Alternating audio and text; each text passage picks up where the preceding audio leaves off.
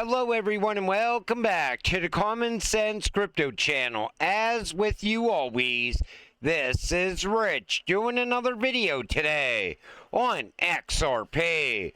So I hope you're all having a wonderful day today wherever you are in this great world.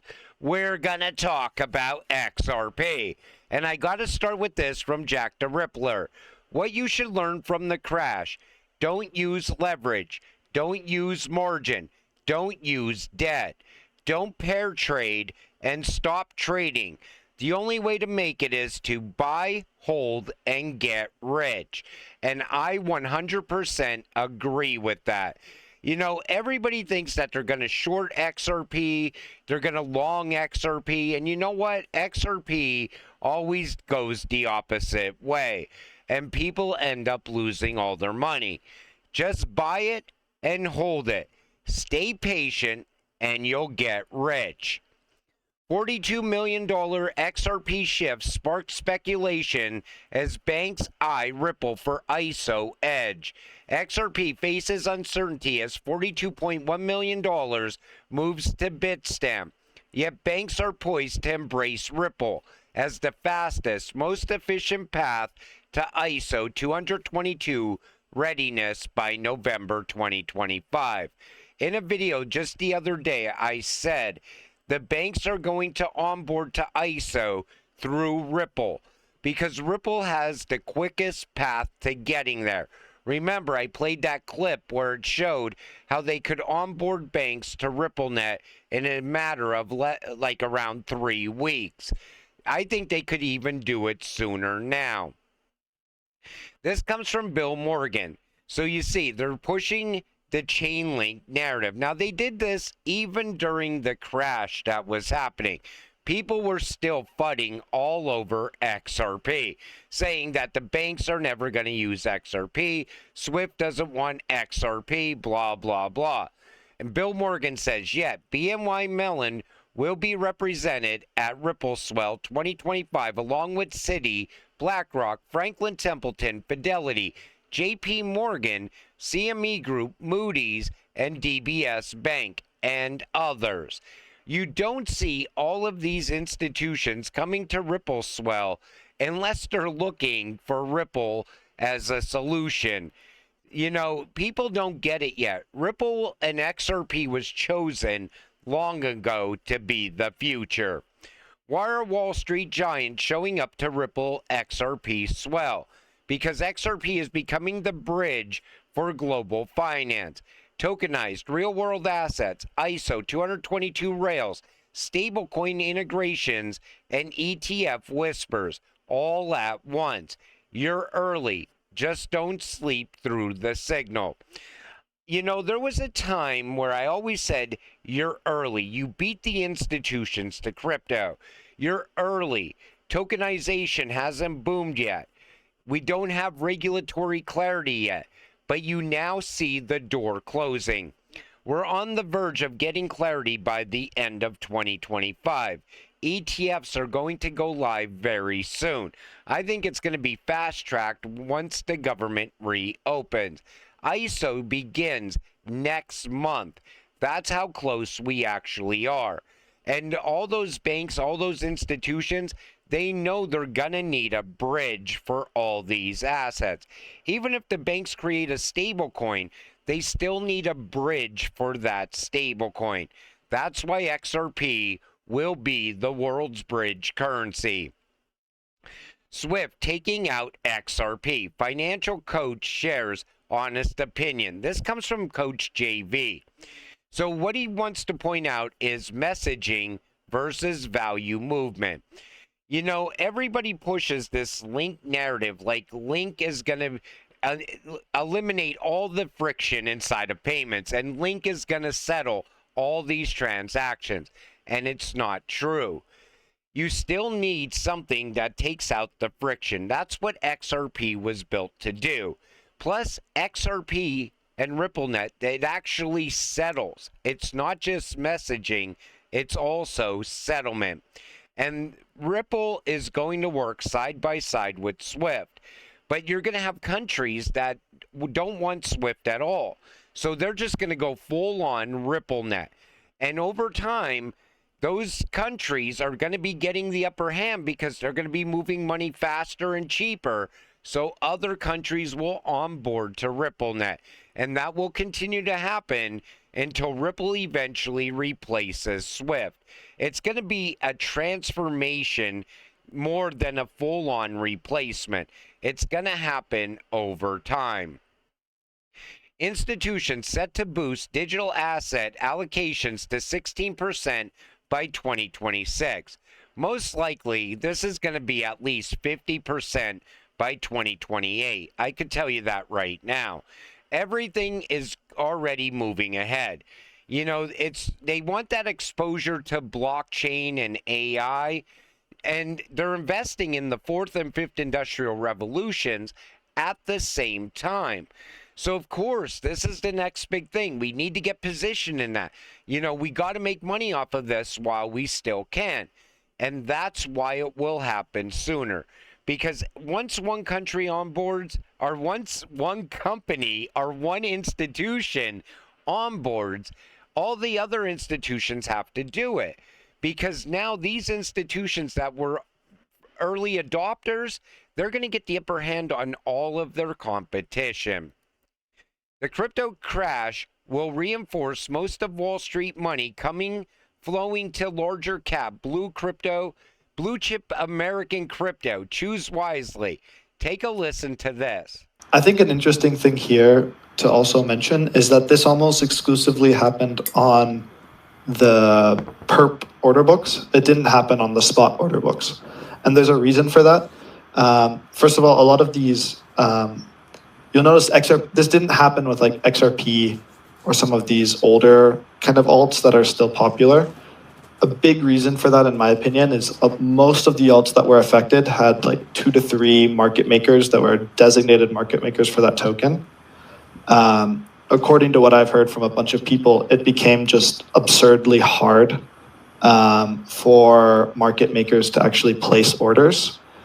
And because there's only really at scale like 3 companies placing bid and ask orders on the book, all of a sudden, none of them can place orders. So the price just becomes, no one's setting price. The price in theory can go to almost nothing. So I think that's what you probably saw with Atom. It looks like a smaller market maker also blew up. So like if you look at Resolve and some of these, I'm forgetting the exact name, but it's something like Cyant or something like that. It's like, or like not Cypher, but it's similar. They basically, their entire Hyperliquid account got evaporated, and all the coins that they were market making basically almost went to zero. And so I think that's also part of it, but most of it I think was market makers not being able to trade. And that's why they will choose to go with the bigger cryptocurrencies like XRP, most likely ETH, Bitcoin, and so on. Because if you don't have market makers, you see what happens. It crashes down to literally nothing. But he even pointed out that it didn't really happen with XRP. But even retail got really screwed because there was a lot of people that couldn't sell even if they wanted to sell, and you couldn't buy the dip because all the exchanges, all the trading was down. So it was like everything went into a standstill. XRP holders did not panic. In fact, yesterday was a very calm day on the XRP ledger. Comparably, transactions per second was slightly higher. Wallets weren't hammered and people were just chilling. XRP folks are built different. If you were an XRP holder and you were holding XRP for any period of time, I know all of you know what you're holding. I prepared you for everything leading up to this because I educated you on what XRP is built to do. I even showed you the dark parts of XRP, how it has ties to the elites, how it's already going to become the future, and it was chosen a long time ago. So you know XRP is built to move anything of value. So whenever you see a dip, you're not rushing to sell because you know where it goes from here. But there's a lot of people out there that are like, oh, the sky's falling, sell your XRP, blah, blah, blah. But if you know what you're holding, you will hold on to this cryptocurrency for dear life. They would have to pry it from your cold, dead hands because you know you're holding a winning lottery ticket. This comes from Coach JV, and this was also something I touched on a few times in the past. They need black swans to destroy the small exchanges, the same way they used the 1929 crash to destroy small banks.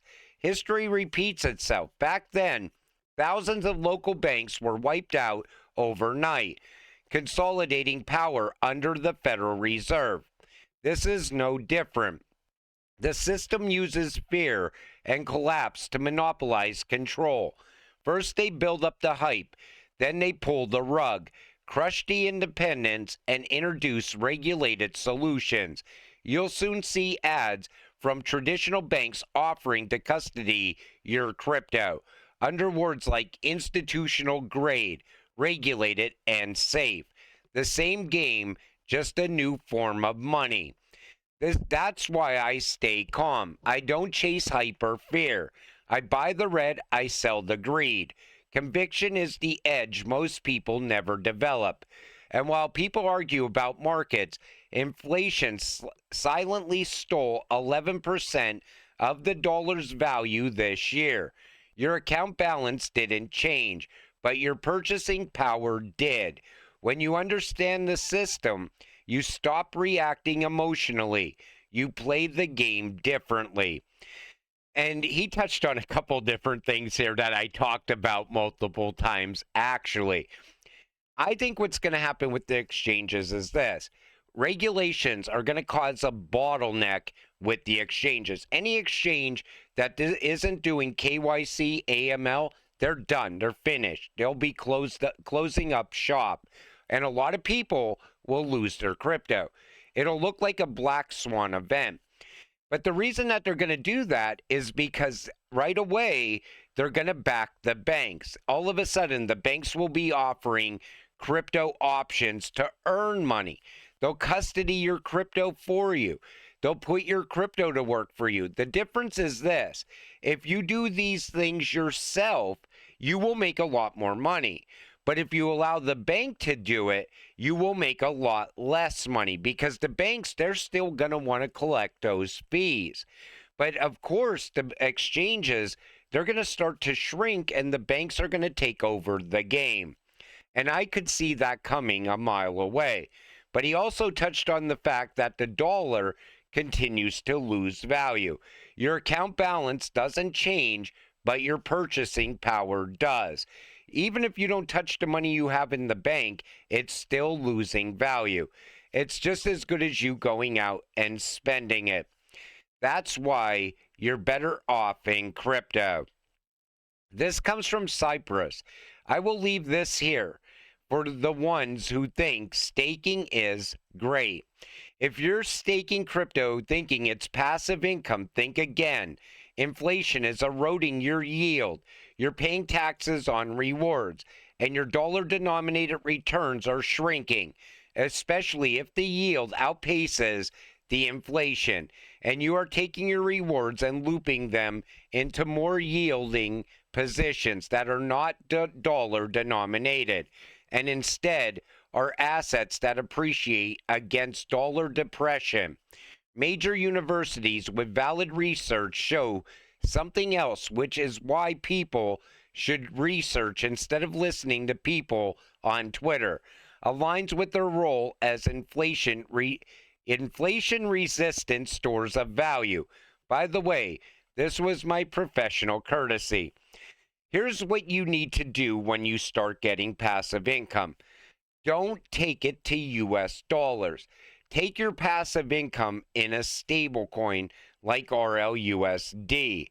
This way, you're getting the passive income by putting your crypto to work for you, but you're cashing it out into a stable coin that also has yield opportunities. So if you're going to hold the money in stablecoin like RLUSD, you're still going to get that 4%. If you take it from your passive income into the bank account where it's denominated in US dollars, it's only going to lose value. Plus, you got to pay taxes on that passive income. It's going to be a lose situation where if you earn the passive income, you take it to the stablecoin, you reinvest some back into whatever cryptocurrency you're using to get that passive income. You're non-stop earning. You're beating inflation along the way. I hope I worded that all right, because I wanted to simplify that as easy as I possibly could. XRP, RLUSD, and the XRP ledger pass $19 billion market stress test. So what they're pointing out here is this. They're saying that the XRP ledger and RLUSD held up very well during this crash. And we knew that was going to happen. He says, be assured, XRP and the XRP ledger isn't going anywhere. Volatility is part of the journey. And mid-market volatility, Athena's USDE, BN Sol, and WBETH saw a price depeg, which caused forced liquidations in positions. RLUSD faced its first stress test in the market since its launch in December of 2024. RLUSD rather held up strong, maintaining its USD peg amid the market crash. Like I always told you, RLUSD is going to emerge and become the #1 stablecoin in this space. We know it's fully backed. We get the audits from Ripple, and we know it's not going to lose its peg. European Banking Authority warns of risks during transitional period. So what they're saying is that a lot of these companies, they come in as being Mika compliant, but it's because they're going about it through a workaround. It's called passporting. What it is this. This refers to companies attempting to get regulatory approval in one country it perceives as having less stringent approval mechanisms, so it can legally operate in other parts of the EU afterwards. This is referred to as passporting. Now they're going to crack down on some of these companies as well. If you cannot fully pass Mika regulations, most likely these companies are going to be kicked out of the EU as well. Now we know Ripple is fully Mika compliant, so there's not going to be anything to worry about with Ripple going forward. In fact, I think it's already positioned to become the money mover for the digital euro. I think the digital euro will run across RippleNet eventually, and most likely XRP will be moving it. But at the end of the day, as XRP holders, it all leads to us getting rich in the end. And until it happens, stay patient, stay positive, and let's get rich together. With that said, I'm going to wrap up this video. I want to thank you all for watching. I appreciate all of you. I'll see you in the next one. Have a great night.